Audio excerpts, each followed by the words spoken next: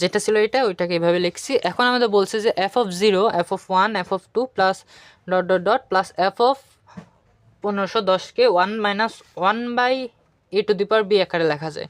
তাহলে আমাদেরকে f of 0 থেকে f of 0, f of 1 plus f of 2 এভাবে করে f of 1510 পর্যন্ত বের করতে বলছে। তো দেখো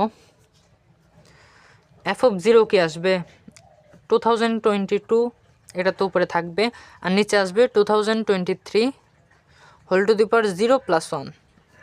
আচ্ছা, এটার উপর 0 প্লাস 1। f of 1 কি আসবে, এটা আসবে 2022, আর নিচে আসবে 2023, উপরে আসবে 1 প্লাস 1 প্লাস f of 2 আসবে 2022, এখানে আসবে 2023 2 প্লাস 1। এভাবে করতে করতে f of 1510 কি আসবে, এটা আসবে 2022, 2023 আর 1510 প্লাস 1। তো দেখো আমাদের কিন্তু উপরে সবগুলা থেকে 2022 কমন যায়, তো কমন করে আলাদা নিয়ে নাও 2022, তাহলে জিনিসটা আর একটু সুন্দর দেখাবে।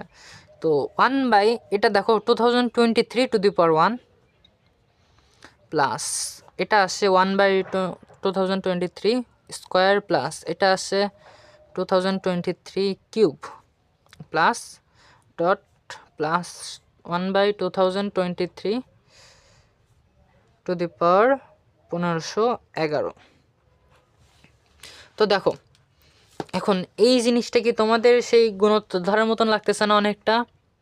তো এটা সামেশন বের করার সূত্রটা কিন্তু আমরা জানি যে এখানে প্রথম পদটা কি এ, এর মানটা কত, প্রথম পদ এ হইলে এর মান হলো 1/2023 টু দি পাওয়ার 1, যেটা মান হলো 1/2023। তো এটা আমরা সবাই জানি। আর সাধারণ অনুপাত দুইটা পাশাপাশি পদের অনুপাত কত, যে শেষ পদ ডিভাইড বাই প্রথম পদ, মানে 1/2023 হোল স্কোয়ার ডিভাইড বাই 1/2023। আচ্ছা, তো এটা আসবে দেখবা 1/2023 এটাই আসবে। তো আমরা দেখো এ আর আর এর মান পেয়ে গেছি, আর এই পুরাটার যোগফল হইলো আমরা জানি এস এন হলো পদ সংখ্যা, তাহলে a into 1 minus r to the power n divide by 1 minus r, যেহেতু আরটা কি এটা কি আর লেস দেন 1, সেহেতু এই সূত্র। তো এর মান কত, জায়গা কম হয়ে গেল।